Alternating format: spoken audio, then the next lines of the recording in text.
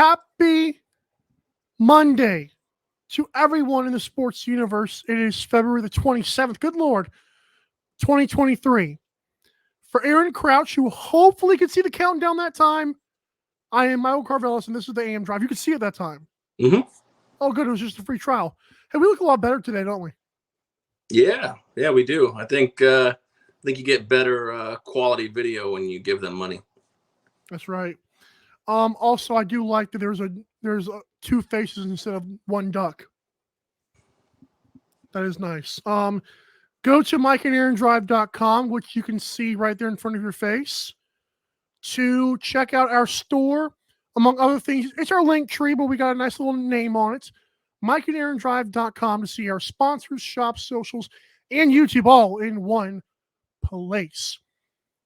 Aaron, we're just going to start this show right off with something funny, but also weird at the same time. Hockey spits. Are you on Hockey Pucks today, by the way? Yeah, we're on Hockey Pucks today. Yes. Okay. So, Mr. Hockey Pucks, tell me about this hockey spits incident, because this is interesting to me. Yeah, it's not the most bizarre thing that's ever happened in hockey, but we've got more. It seems like during the dog days of NHL seasons, we get these guys who just get frustrated. I don't know. It's a grind. It's a long season, grinding into a long playoff season, and it gets to these guys sometimes. But we have Rangers defenseman K'Andre Miller, who was ejected for spitting at, and I believe landing. Any video I see looks like I can't actually see where it finished.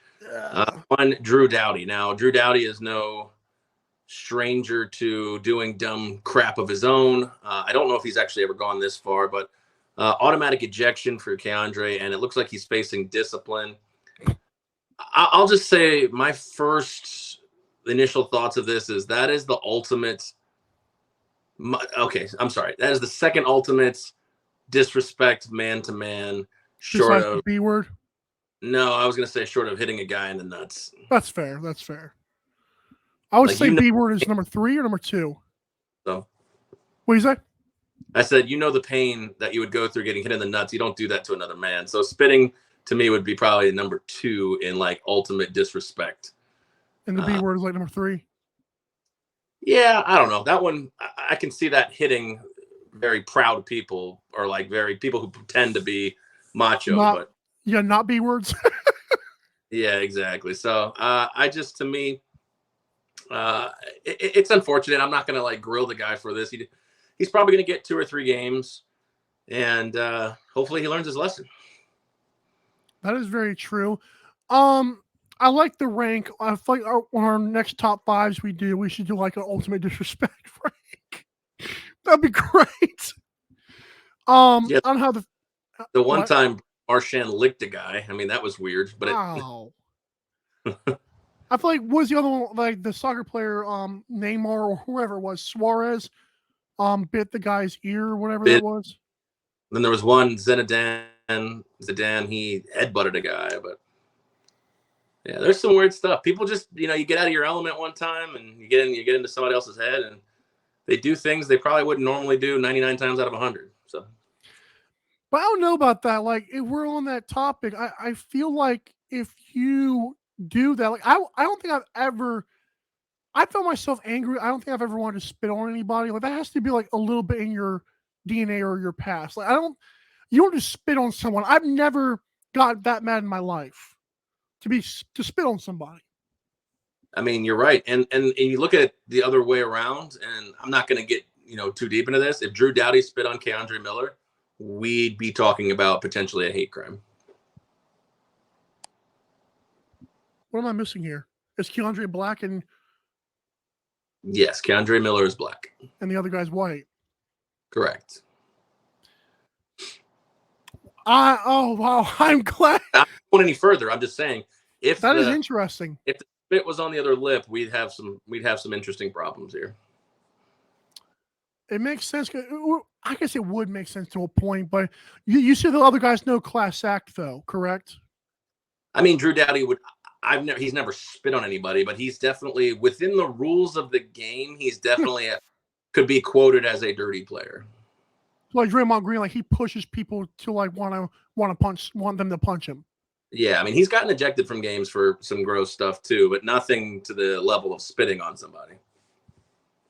I have a good number 1 or number 2 in my rank. I'm just thinking of the rankings right now at the same time.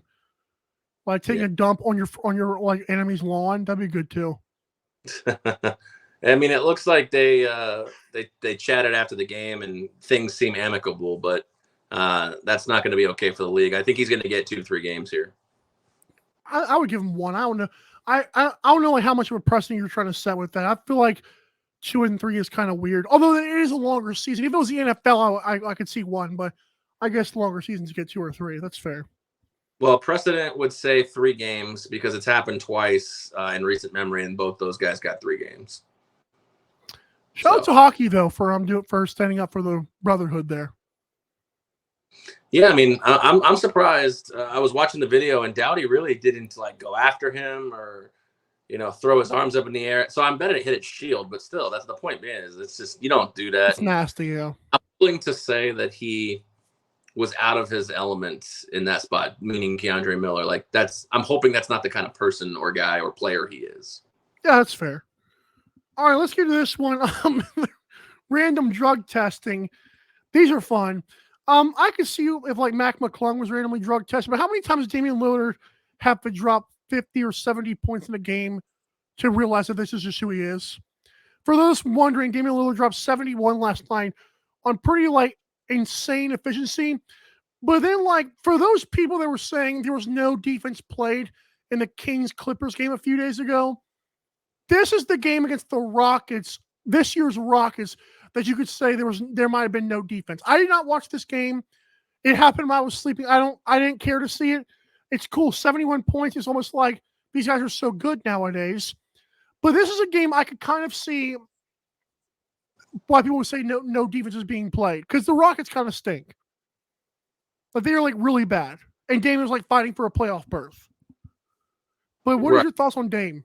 And we're looking at teams who have just given up at this point, like the Rockets, among other teams, probably some of those teams in the East, Orlando and others. They're just, getting to the point of the season where you're trying to, get your best lottery balls in place at this point. So so, if anybody's watching this in comments, please let me know because it does almost seem too convenient. My guess is that these guys pop up for random drug tests before the game. And then, of course, the NBA is probably like, of course, we have to test. Of course, he comes up on the night he gets 71 points. Like, I feel like these guys get randomly popped. More than we think. And they're notified pregame or they're already like scheduled pregame. And it just happens that he goes off for 71, the night before he's due for a drug test. I don't know. It seems like to me it's more coincidental than it is intentional. Damian Lillard, to be fair, did just like drop a half-court shot with like no hardship whatsoever. Like in the All-Star game, I know there's no defense in that, but before he even crossed half-court, he pulled up. Like not even threw it, like just pulled up from beyond half-court. Like that doesn't make any sense to me. I can barely even do that with like a mid-range jumper. So like, dude's upper body strength is insane. Yeah, and like I said, I don't think the NBA is suspicious or anything, but right. I think this was just appointed, and it just happens to come on a night where he erupts for 71 points. It's his 15th career 50-point game. I have always been of the mindset that I thought that Dame Lillard, if he was in an offense like the Warriors, I actually like him better than Steph Curry, and that is so taboo to say. But I mean, this 71, I mean, Curry doesn't even do that. Like, to be fair, this might be like Dame's second 70-point game, I think. I get what you're saying, and you're right. A guy like Damian Lillard would be incredible, and like if he was in LA with AD and LeBron, like that would be insane. But I don't know if Steph Curry needs to do that on any given night. I know, yeah. So, I mean, I think that's the difference between those guys. Because you see guys like, that are just natural scorers like he is. Right. I mean, traditional basketball wouldn't have your point guard going off 71 points. And the Warriors do a lot of ball movement too. Right. I mean, any guy can go off. I mean, Clay can go off for 50. Steph can go off for 40, 50 points. I mean, they can do it if they need to. I just don't think they need. Now, this year's a little different. They're a pretty mediocre team, at least away from the Chase Center. But yeah, I get what you're saying about how, like, if Dame was a Warrior over Steph, I just don't know if that's the game he would play. I mean, I don't think Steve Kerr, has it all focused on one guy, which, for some teams is better, some teams is worse, but when you have a team like the Blazers who are a middling, like Damian Lillard off the Blazers, they're a potential lottery pick. Potential? I mean, like, I'm talking about like top 3. Yeah. I mean, they're definitely easily. But they're, you take Dame off there, because you see it didn't work with Dame and CJ. At all, yeah. And CJ goes to the Pelicans, and now they're pretty good. So. Yeah, now he's driving over in New Orleans. So, like, you look at Dame and you put him on a team that's probably, like he's the third piece or he's believed to be the missing piece. And he may not be, sunshine and roses. But you know what? You put Dame in like New York, that could be fun. I dig that. I mean, you see what Brunson's doing in New York. That's a good point. We're going to take a break here. And when we come back, we're going to talk about why I'm wearing a baseball hat today. Just know that I bought this after I found out about the new rules, and I'm loving them. We'll be right back to the AM Drive on our YouTube page.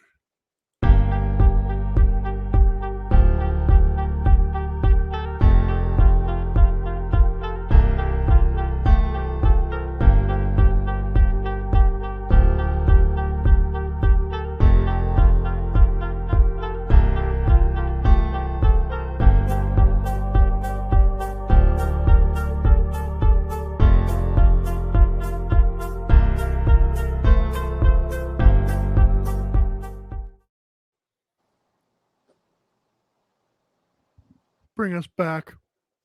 All right, welcome back here into the AM Drive here on this Monday edition. We are presented by Fanatics, which the easiest way to support this show by buying Fanatics is going to mikeandaarondrive.com, clicking that F that's on the link tree as you go into Fanatics and shop until your heart's content. I know you got birthdays coming up. We got playoffs coming up here. We got MLB getting ready to get into full swing. They've got NLL merchandise as well if you're a lacrosse guy. By the way, check out Mike's show, The Daily Dive. When do you guys come on? 5 days a week? 5 days a week. 5 days a week at noon Eastern, right? Yes, sir. It is 5 days a week, noon Eastern, The Daily Dive. It's all things lacrosse with Mike and Renee Washington. But, of course, mikeandaarondrive.com, because all our sponsors, shops, socials, and, of course, Fanatics as well, which is one of our main sponsors. And we thank those guys for all their support here on the AM Drive as well. That is true. So, listen, I am in full support of the new baseball rules. I believe there's a pitch clock and a batter's clock, which I did not know about the batter's clock. Yeah. I knew about the pitch clock. Right. Manny Machado, before he was getting paid a buttload of money at 30 years old for no goddamn reason besides Padres are good right now. I think that's done to pay a guy for 11 years at 30 years old, but who cares? I also found out that a Braves-Red Sox game was ended on a clock rule. I don't know about that part, but I will say this is long overdue because, again, when I watched the Korean Baseball Organization, it was beautiful seeing how that clock sped up the game. The game was still longer than other things, longer than it should be. But for baseball, the national pastime was a little bit accelerated for the modern technology age. What is your thoughts on this and having a potential to end games?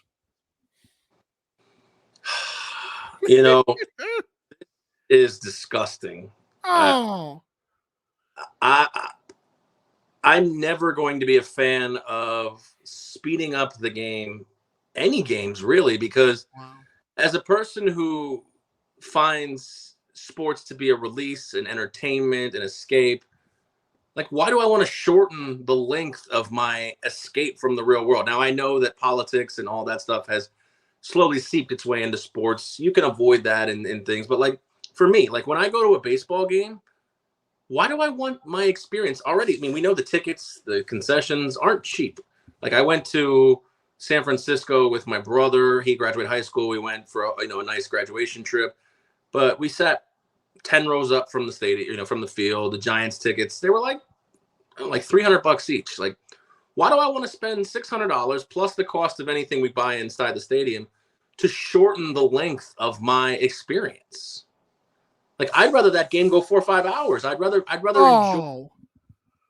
Now, I understand it from a TV element, from a standpoint, but are we not clipping off advertising dollars? Are we not clipping off media? Like, I understand it sounds ticky-tack by batter. Yeah, we're talking about, 10 seconds a batter per pitch, and I get it. The old Nomar Garciaparra where he would step out of the box, take off his gloves and change them, and not change them, but like would readjust and okay, that might have been a little bit much. Now, I just don't understand why we as fans want the games to be shorter.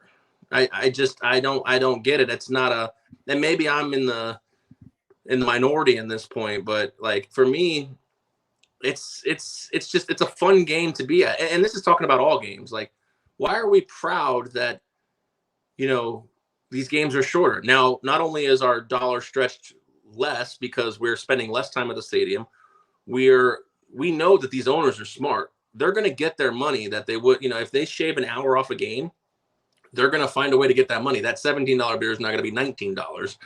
Your hot dog's going to be $10 now. They're going to find a way because that the advertising revenue, they're going to be like, look, you just shaved 45 minutes off a game. I want a discount on my advertising package. And they're probably going to get it. So who's going to pay for it? We are. I look at sports as an escape, as a domain to get away from real life problems. And why do I want to shorten the length of my escape? I don't see the benefit in this for anybody. Now, going to specifically the pitch clock. Sorry, I'll wrap this up. No, here. You're good. Specifically the pitch clock thing here and the batter clock thing. I believe it should start with a warning, especially in MLB's first implementation of it.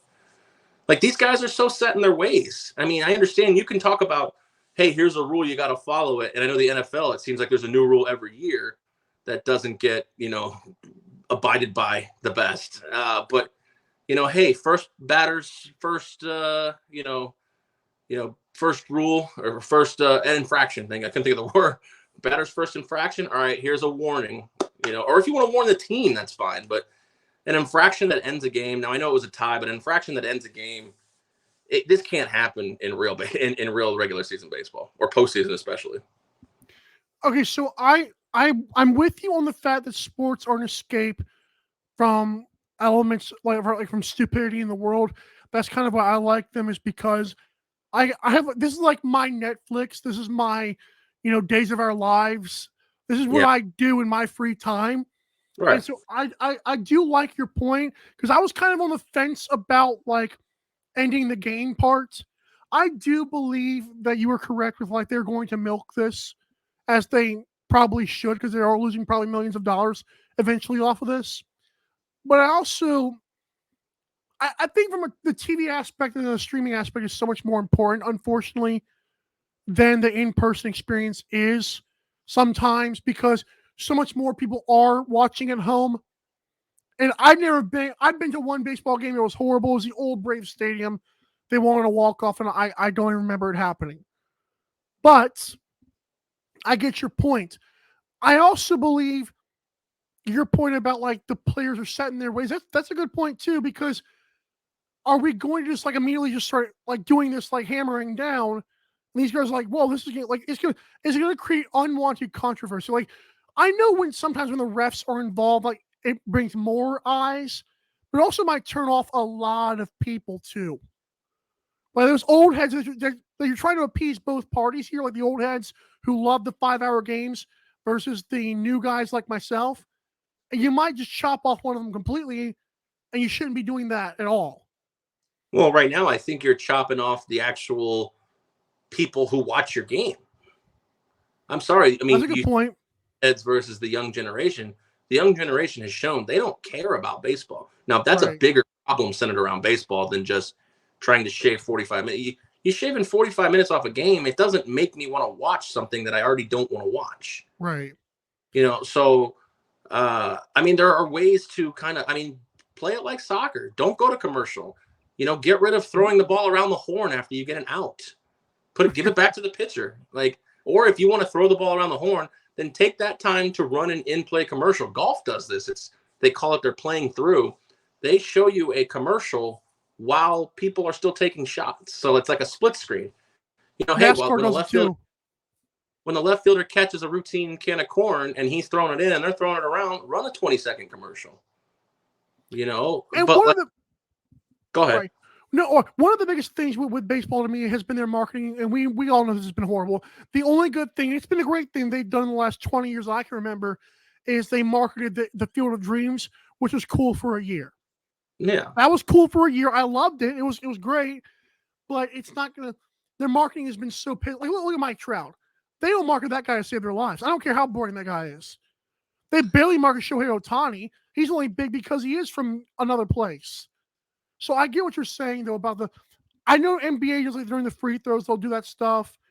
I know during NASCAR, when there's an endless green flag, that they'll kind of cut the commercial real quick. So that's a good point. I think marketing is a big thing with baseball, though. That's true. And they do have a big marketing problem. And like I said, do you want football to be an hour and a half? No. I mean, I don't want, like I said, especially those people who are raising kids, and it's like a round of golf. I'll say this, a lot of guys who go out and they tell their wives, hey, I'll be back after a round of golf, I'll take care of the kid. Well, that round of golf, you don't want it to be a 2-hour round, you want it to be a 5-hour round.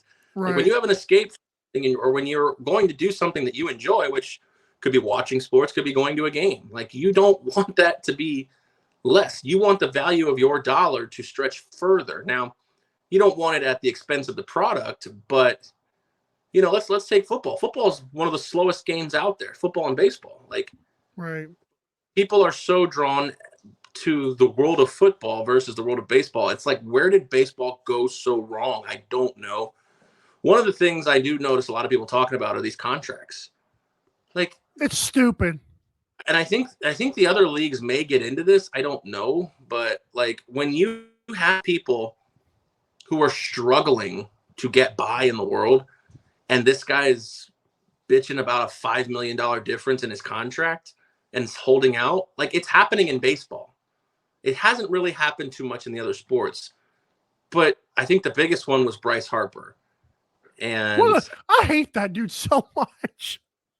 It was Bryce Harper. It was the difference between $10 or $15 million. And it's dude, we don't care. And especially when the strikes happen. I mean, you're preaching to people who are having problems buying milk, and you're telling me that you deserve more money. No, I don't care. And we're paying for you the more we go to games. The more they get paid, and this is any league, the more they get paid, the more the cost of tickets go up. It is what it is. And eventually you're going to price the everyman out of the market there. If you have Lakers games, people remember when LeBron was about to break the record. Lakers games were still astronomically high for even when they were losing. You see, there's a reason stars go to those games because they're the ones that can afford it. They're the big ticket in town. That's the thing. They're the big ticket. But you can never see a Lakers game unless you want to pay $500. What's the point of that? That's why it's sometimes people will pay for the experience of just saying they were in the Staples Center. I've been in the Staples Center, but I've never seen the Lakers. Right. Is Staples Center nice though? It's all right. It looks like a pretty older now. Yeah, it's a pretty prototypical arena. I can imagine back in the early 2000s, it was one of the better ones. I wouldn't say that now. The Warriors one, the Chase one has got to be nice though, I've heard.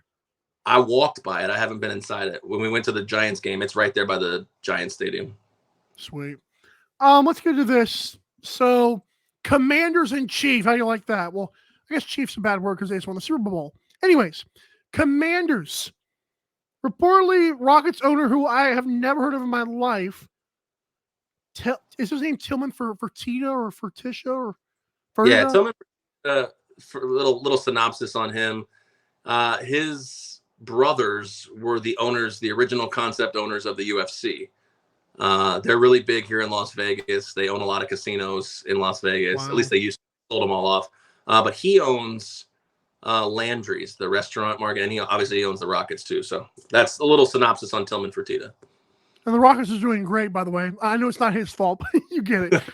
Hey, at least he's not selling. At least he's not like the Phoenix Suns guy and has to bounce or whatever. Not yet. Thing yet. That's fair. So Aaron got us thinking. Well, yeah, got me thinking that hey, you know why not throw around some other names? Because I've read this like about a week prior to you sending me this that Jeff Bezos wants to buy it, the Commanders, and I thought that was a very interesting conflict of interest there. Because to me, it's like you have a super mega contract with Amazon, which stinks, by the way. Like, everyone hates that. Like, they still hate that. I'm not buying Amazon Prime any extra because of that crap. I'm streaming it illegally, proudly and confidently. I disagree. I think it's who they schedule on Thursday nights. Well, I'm still illegally streaming it regardless. Like, they can do that if they want to. I'm just saying, like, Amazon doesn't do anything wrong. I thought they had a very nice professional broadcast. I probably watched 3 or 4 of their broadcasts. Alan and Kirk were great, by the way. I thought so too. It was who was it? Al Michaels and Herb Street calling NFL games. What's left of Al Michaels? Give the man a break. I know he wasn't bad. I don't like the fact that Jeff Bezos could buy this. I'm not saying he might because money talks. If Jeff Bezos buys it, I would be okay with it if he changes the name to like the Red Wolves or whatever they were going to do. Because Commanders is not it. How do you market a team with a generic burgundy yellow? That's the ugliest thing I've ever seen in my life. That's what I'm more concerned about. Is the owner going to go all in on selling the DC team? But that could be a huge thing. Virginia does not have a team. The Ravens are everybody's team right there in that little belt of the middle of the East Coast there. Commanders could be that team, but no one cares. I disagree. But Bezos could build like an awesome stadium, though. I do believe that people have soured on the Commanders. One, you're right, because Snyder's not the greatest owner. I will give you 10%. I do believe a lot of that area, they just haven't latched onto the Commanders thing. They're Redskins fans.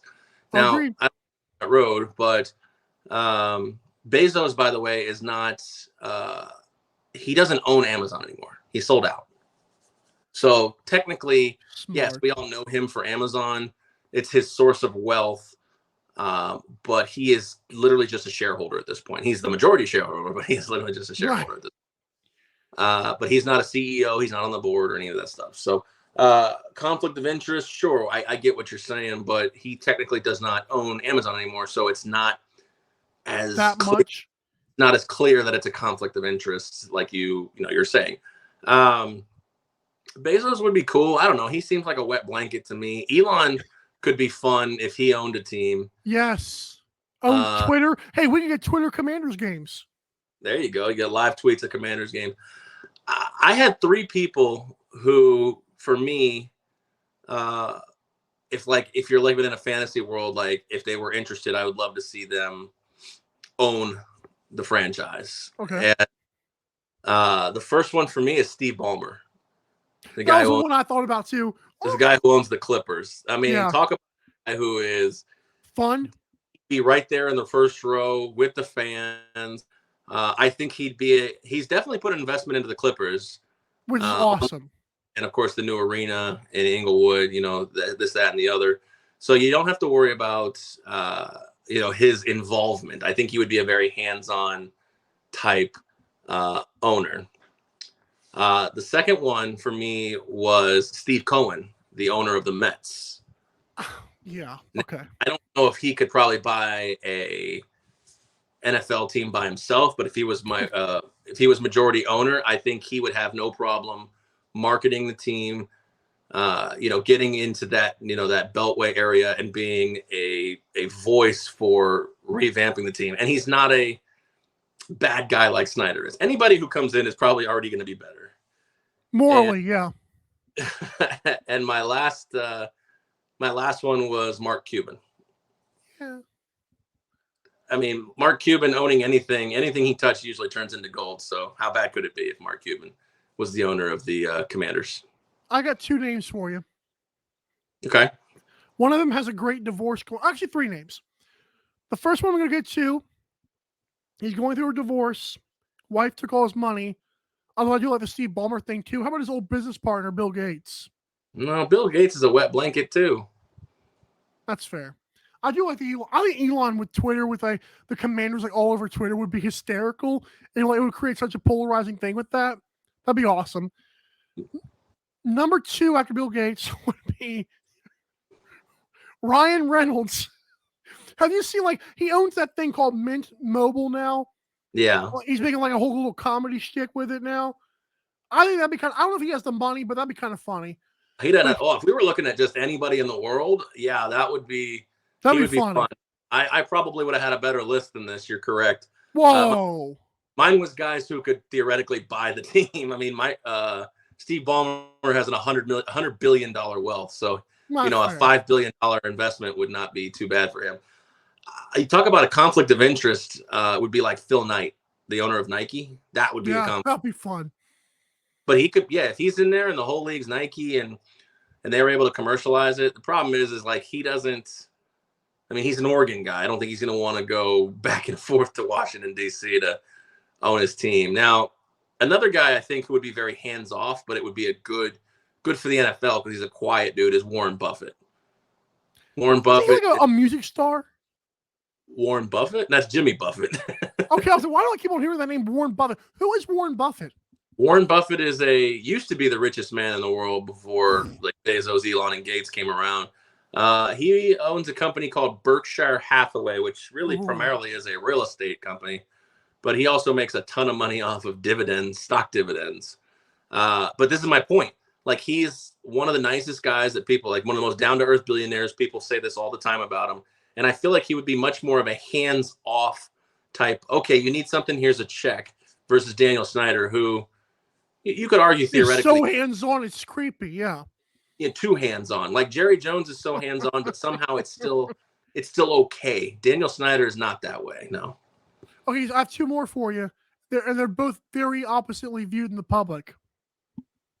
The first one I'm gonna give you is Barack Obama. I think a former president, come on now, owning a team he loves sports. He probably likes basketball more, but he's been one to go to sporting events and have fun. But number 2, this one would suck. I guess it'd be like going from like pickles to pears. Like what? It'd be Donald Trump. But this is because of the Dan Snyder thing going on here. I think it'd be kind of funny if Donald Trump owned it too. Unfortunately for Donald Trump, I don't think he's ever going to own an NFL team after what he did to the NFL back in the 80s when he started the USFL. So I don't think that's going to happen. I think the NFL, my Obama thing though. I think another one, if we're going crazy, this one just came to me because I'm looking at the list of billionaires. He couldn't afford it by himself. Well, he could, but it would be a healthy investment of his wealth. I forget his first name, but their last name, the people who own Chick-fil-A, the Cathys. No, that'd be way too. No, they're polarizing too. I need Chick-fil-A to be around somewhere on Sundays. Yo, that's good. I like that. At least if Chick-fil-A is in the NFL stadiums, I can live that maybe they'll eventually open up the rest of them. Bro, but what if you had to like just go to Washington D.C. and everything was open Sunday with Chick-fil-A? That was like their sell. That would be great. Yeah, I mean, I remember when I went to what's the Georgia Dome called now? Mercedes-Benz? Yeah. They got a Chick-fil-A built right into that thing, man. And I went there for a bowl game for the Peach Bowl one year. And that's awesome. It was open on Sunday. It's the only one. Here's another one for you. Since we're going crazy. You threw me off. Oh, sorry. No, you're good. It was a good one too. What about George Lucas? That's a good one too. LeBron James. That would take most of his wealth too, to be fair. I gotta imagine that would take all of his wealth. He couldn't go into it by himself. Michael Jordan, LeBron coat. Michael Jordan didn't even show up to his record, so I don't know if he'd do that. But Michael Jordan doesn't own the Charlotte Hornets, and it's kind of like, same kind of area almost. Well, he doesn't own them completely. A lot of these teams aren't even owned completely, but right. With the exception of probably 5. Right. A lot of these have, principal minority investment groups, which, like, LeBron is a part owner of the Red Sox. He's a part owner of, I believe, Manchester or Liverpool. I think it's one of those two. Yeah. So, I mean, they can be minority owners, and a lot of times they'll put those guys as like the face of the ownership group. But no, those guys don't have enough to buy it out, right? That's for sure. I do like. Hey, that's another top 5 list that might be a little bit more people friendly. Is people you like to see own a professional sports franchise or NFL team. Yeah, I mean, if you're looking at just any person walking the planet. Well, I don't know about walking the planet, but they have to have like millions of dollars. I don't know about walking the planet. Well, because I put myself at like number 2. Well, that's the reason I didn't put any of these guys. Like I said, even Mark Cuban. Mark Cuban couldn't. He doesn't have enough to buy this on his own.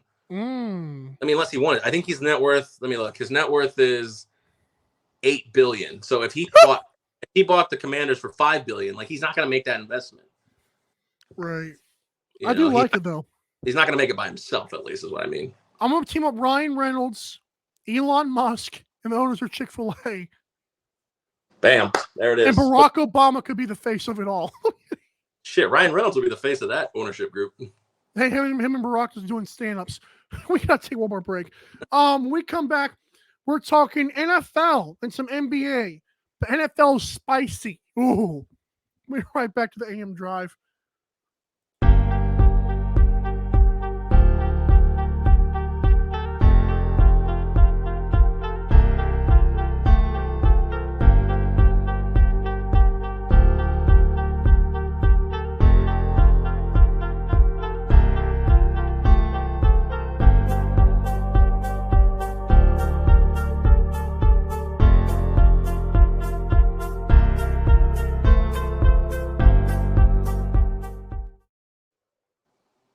Go ahead. All right. This is going to be the last segment here of the AM Drive on this Monday edition. And we are presented by... Who are we presented by now today? Who are we presented by again? Fanatics? Yeah, we can do that. Let's just roll right into the... I don't have the lineup in front of me, so I don't... Amateur hour over here on this side. This computer that I've been trying to mess with for weeks and weeks and weeks is just not. It's pure DS. What is DS? Dog poop. Oh, can you hear that? Yes. I don't know how I feel about that with me talking. Okay, I just thought I'd try it out. Okay, so MikeandAaronDrive.com, you get it. NBA Mavericks blew a 27-point lead. This is almost like the Falcons. Blew a 27-point lead with Kyrie, Luka, AD, and LeBron all on the same floor together. And if I didn't call this like I saw it, I don't know who else did. I've been a big fan of the New York Lakers, and I've said Kyrie's going to ruin the Mavericks. Jason Kidd said the Mavericks need to grow up. We're speaking to you, Kyrie Irving. Okay, he hasn't done anything yet in Dallas, to be fair. But this is going to go south on Mark Cuban so quickly. I'm here for it. As a big fan of Luka and a person who believes that they're just banking on the fact that Dirk stayed with him for 20 years, Luka is not going to do that, man. There's a reason they got Kyrie, and I don't think it was to win. I think it was to keep Luka around. Good luck. I mean, if they were trying to keep Kyrie around, or trying to keep Luka around, they're better off getting Kevin Durant than Kyrie Irving. Amen. Because at least when Kevin Durant, he doesn't even get on the floor to mess crap up for Luka, so we're good. Speaking of that, like I have no take on the Mavericks besides Kyrie's gonna. I'm sorry, it's just someone told me on Twitter, you probably loved Kyrie after the LeBron game after he won the title with LeBron. I said no, I still didn't care, didn't make the playoffs before him, so I can't really love the guy. The Phoenix Suns lost to the Bucks, who didn't have Giannis. And I find it very peculiar the NBA allowed this trade to happen now with Kevin Durant to Phoenix, because I have found out that he has not played since January the 8th, 2 days after the riots anniversary. I'm kidding. But like, it blows my mind. It blows my mind that this was allowed to happen. Like, what am I missing here? What is like the fine writing that allows this to happen? Because there's like another trade that was trying to go through like some no-name player. It was like, oh, it can't happen because of his physical. And Durant passed his. Got it. Makes sense. I mean, my guess is that the Suns were not shocked by anything found in the physical. I mean, passing a physical doesn't mean you have an injury. Failing a physical means something has come up that, the other team didn't notify you about, or like you Karis LeVert, yeah. Yeah. So, you can pass a physical and be injured. My point is that, like, you're right. I mean, what do the Phoenix Suns expect from Kevin Durant? Now, Huh. help me out here with the standings. I'm assuming they're locked into a playoff spot. I don't know which one yet, but they're going to be a playoff team. Last time I checked, they were looking okay, but it wasn't great. I mean, I imagine they're probably top 3. Correct me if I'm wrong. I'm correcting you if you're wrong. They are top 4. Well, that works. They're 4, but they have a chance to go to 10 real quick. Okay, yeah. I mean, it's always tough. I mean, they're good enough with Booker and CP that they can make the playoffs. My guess is that Kevin Durant is a playoff acquisition at this point. Oh. Now, I know his playoffs back in the deck, baby. His playoffs haven't been pretty post Golden State Warrior era. That was funny last year. Do you consider, now this is off topic a little bit, but do you consider the Brooklyn Nets, the big 3 of the Brooklyn Nets, their era, do you believe that's the biggest failure in NBA history? In sports history, man. Who else has put together 3 superstars in sports history that was that big at the time and it like fall apart like that? Like, what was the farthest they got? The second round? Well, yeah, because then Giannis took him out. But to be fair, Harden was hurt and Kyrie was getting like a shot. I think that was the year. Or Kyrie may have been hurt. I know Harden was limping, supposedly, but he played like 48 minutes, but God knows. At the same time, it was just, they got to be the worst iteration. But yeah, my guess is in that sports history. Yeah, off the top, I would say that year that Karl Malone and Gary Payton joined Shaq and Kobe, but they at least got to the finals. That's fair. They at least got to the finals. So, yeah, I don't know. To me, it's got to be a playoff acquisition for Kevin Durant. Like, they don't care what he does in the regular season, as long as he's around the team, learning the ways. Because they're really bad. They're really bad away from Phoenix. They're 12-19 away from home. Oh. So, I mean, we want to talking stick where their home is. What's that? Talking stick, yeah. Talking stick. What is talking stick again? Talking stick is a casino, like a chain of casinos. I don't know what talking stick specifically means. That's probably some kind of Native American thing, but now I feel bad. A chain of casinos in Arizona called Talking Stick. So that's my. Well, you've heard of the walking stick. We bring you the talking stick. Oh my God. Exactly. Yeah. You bring a stick up and the stick's like, "Hey, how's it going?" Oh wow, it talks. Okay. Stick. Right. Russell Wilson reportedly is a bitch apparently, and I thought I'm going to read my tweet verbatim because I thought this is great. Okay. I am like decent at this thing called Twitter. And my tweet about this says, Pete Carroll making the playoffs with Geno Smith a year after Russell Wilson wanted him fired is such a gigantic middle finger. I love it. I like Pete Carroll, but I've never loved, his life because of what he did at USC and just dipped and left them in shambles. And I was always a Russell Wilson guy, but I think that script has literally been flipped after the last year that we've heard and the way that Russell Wilson has acted. He's so corny. Gotta be the superstar wife, man. It's gotta be her influence. He wasn't like that. I hate to put everything on one person, but getting him into the superstar, celebrity status of life, it has to have changed him. Has to have. Have you seen someone posted a picture? They said that Russell Wilson blocked them after they did this. It was like a picture of the Broncos, in a Broncos jersey with Russell Wilson, but they put Russell Westbrook's face on it. Oh, jeez. It looks so good too. I was like, this is great. I was like, man, that just shows you how petty that guy is. That he blocked someone after they did that is wild. Because it means he's looking at that stuff, which is probably distracting him, which is great. Yeah, and I'm not sure if Sean Payton's going to be able to turn all that around, but they're stuck with Russell Wilson. Like, they invested big money in Russell Wilson, and it's a lot of dead cap if they try to get rid of him. So to me, it's and you're in the AFC West, and especially if Aaron Rodgers comes in the AFC West, and that's I'm going to talk about a real tough division. I know we said this last year, but it's even tougher now. Supposedly, yeah. And I would actually, if Aaron Rodgers did go to that division, I would be surprised if it wasn't way better, considering they've had a year with Russell Wilson now, and Justin Herbert has supposedly going to get better. Supposedly every year he gets better, but whatever. For me, the worst thing about like Sean Payton, if Aaron Rodgers went, even when Russell Wilson went, somebody has to finish fourth in that division. And the Raiders. Well, yeah, but weren't the Raiders? I actually didn't Denver finish fourth in that division? Yeah. Or was it the Raiders? I think it was the Broncos.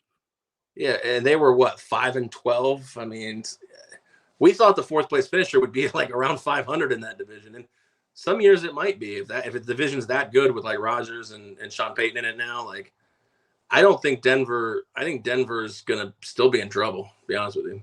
Don't you like when the NFL is still relevant because Hollywood Russ or Holly Russ comes around? Dangerous, Mr. Unlimited. I don't even know what that means. You haven't seen that video of Russell Wilson just spouting out nonsense and saying unlimited a bunch of times? I saw him when he did the Let's Ride, but that could be even worse than that. It is. Look up, not now, but look up in your time, Russell Wilson unlimited speech or whatever. It's so bad. I love it. That's why I remember watching him on a Thursday Night Football game where he's like trying to like hype up his guys when they're down the fourth, and they're looking at him like, yeah, they know something that we all don't know, or we may have just figured out that he's an atheist and not a Christ lover. Huh? He might be an atheist and not a Christ lover. No, I just think he's out for himself right now. He needs to get back to. He's a complete 180 from Seattle Russ. It's a complete 180.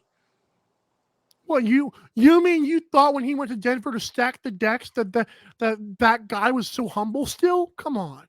I was hoping. I was a big Russell Wilson fan. Like, I still am. I'm not rooting against him. It's just he's a gag to watch. He makes you want to puke now. That's so bad. Take us home. That was a fun show. Absolutely. I love these new StreamYard shows. We got the duck out of here. It's just our beautiful faces now. So that is going to do it for us here on this Monday show. Thank you guys very much for tuning in. Make sure in between now and the next show, MikeandAaronDrive.com. That's where it's at. You can find all of the most important things regarding the AM Drive. Again, sponsors, shops, socials, and subscribe, of course, is the most important part of that YouTube channel. But until then, for Michael Carvelis, I'm Aaron Crouch saying enjoy your day. And as always, drive safe.